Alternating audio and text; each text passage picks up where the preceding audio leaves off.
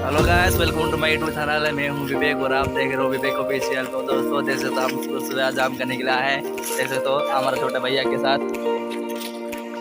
तो दोस्तों देख सकते हो हम आम ढूंढ रहे हैं और भाई ने और वहाँ है हमारा रविंद्र बंजा, आम ढूंढ रहा है। देख सकते हो दोस्तों, और यहाँ रविंद्र बंजा ने आम पेड़ के नीचे देख सकते हो आम गज रहा है, यहाँ आला से निकल रहा है खाने के लिए। देख सकते हो और भैया ने जो पेड़ के ऊपर जाने के लिए जाना पर जाओ आम करने के लिए। देख सकते हो पेड़ के ऊपर जाने के लिए मिल रहा है दोस्तों।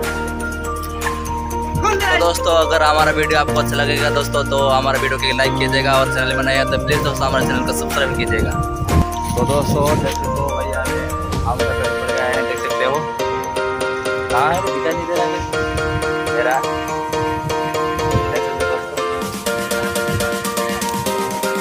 दोस्तों हम सुबह सुबह आम करने के लिए आए हैं।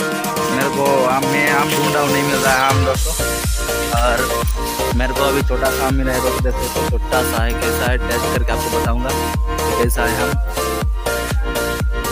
तो दोस्तों आज के लिए इतना ही है। तो फिर से मैं आपके लिए नए वीडियो लेकर आऊँगा। थैंक यू, जय जगन्नाथ।